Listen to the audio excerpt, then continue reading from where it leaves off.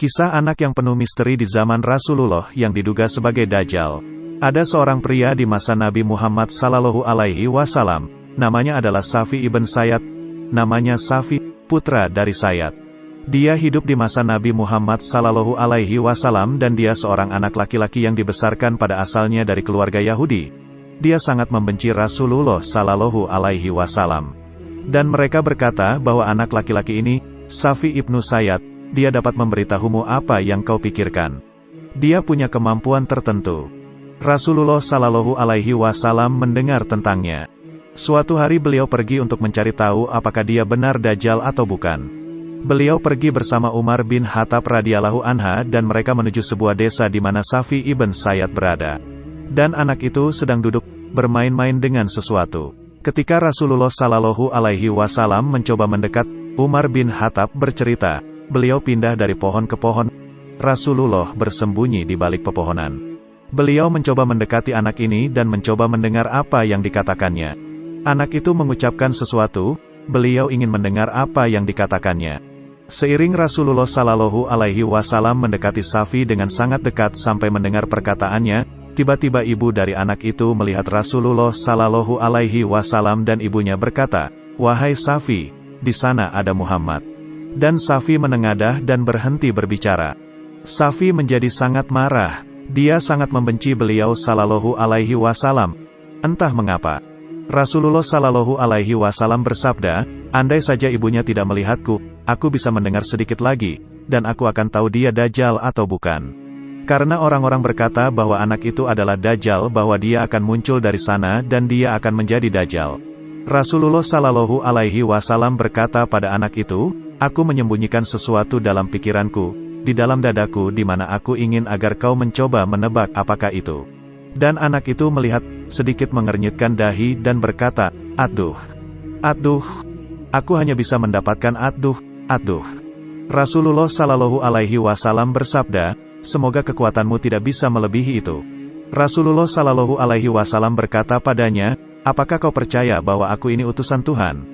Dia berkata, "Hanya jika kau percaya bahwa akulah utusan Tuhan." Dia berlaku agak sombong dengan berkata, "Akulah yang utusan Tuhan." Rasulullah Sallallahu Alaihi Wasallam berdiri dan pergi.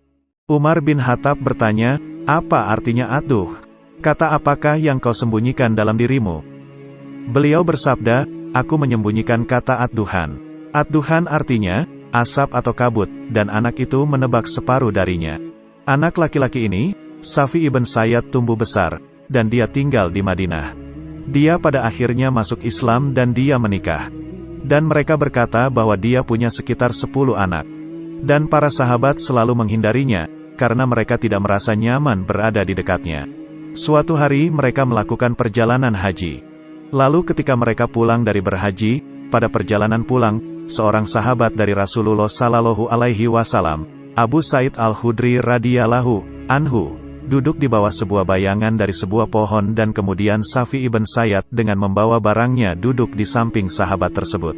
Sahabat tersebut merasa tidak nyaman di dekatnya, dan berkata, "Ada banyak tempat berteduh di sini, kau bisa duduk di tempat lain."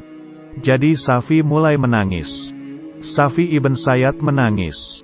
Dia bertanya, "Kenapa kau menangis?"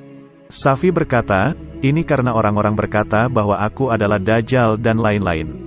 Safi menatap sahabat dari kaum Ansar ini, dan berkata, "Kau harus tahu bahwa sesungguhnya kau sangat berpengetahuan luas.